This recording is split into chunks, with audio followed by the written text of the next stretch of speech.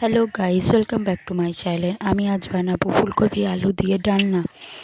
আলু কেটে নিয়েছি, লম্বা লম্বা করে ফুলকপি কেটে নিয়েছি, টমেটো আর আদা এই দুটোকে একসঙ্গে পেস্ট করে নেবো মিক্সার জারে। পেস্ট করে তারপরে এই দেখো পেস্ট করতে দিয়ে দিলাম, দুটোকেই পেস্ট করা হয়ে যাবে। পেস্ট করা হয়ে গেছে। করে এবার আমি মশলাটা ভিজিয়ে রাখবো। 1 চামচ ধনের গুঁড়ো, 1 চামচ ধনের গুঁড়ো 1 চামচ মতো দেবে, আর জিরে গুঁড়োও দেবে 1 চামচ মতো। আমি যেহেতু এখানে অল্প অল্প করে দিলাম, কিন্তু 1 চামচ মতো দেবে।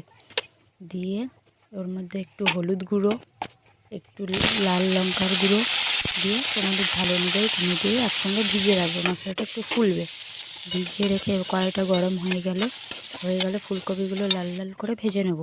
ফুলকপিটা তেলের মধ্যে দিয়ে দেবো। এবার তেল গরম হয়ে গেছে, হলুদ দিয়ে দিলাম, নুন দিয়ে দিলাম স্বাদ মতো। নুন দিয়ে ওটা ঢেকে দিলাম। যে দেখো লাল লাল করে ভাজা হয়ে গেছে। ভেজে এবার এগুলোকে তুলে রাখবো বাটিতে। আবার কড়াইটা গরম করে তেল দিয়ে দেবো। তেল দিয়ে এবার এর মধ্যে অল্প কালো জিরে গুঁড়ো আর একটু হিং ফোড়ন দিয়ে আলুগুলো ছেড়ে দেবো। ছেড়ে দিয়ে একটু নুন আর হলুদ দিয়ে আলুগুলোকে লাল লাল করে ভেজে নেব।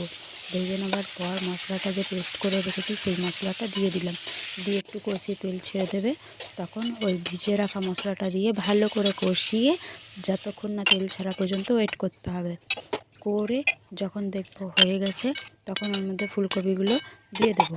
ভেজে রাখা ফুলকপিগুলো দিয়ে ওর মধ্যে একটু চিনি আর একটু স্বাদ মতো লবণ দিয়ে এটাকে নাড়াচাড়া করে 1 কাপ মতো দুধ দিয়ে দেবো। দুধ দিয়ে এটাকে একটু হালকা নাড়াচাড়া করে ওই কাপটা ধুয়ে জল দিয়ে দিলাম। দিয়ে এবার ঢাকা দিয়ে দেবো। ঢাকা দিয়ে এবার ওটা ফুটে গেলে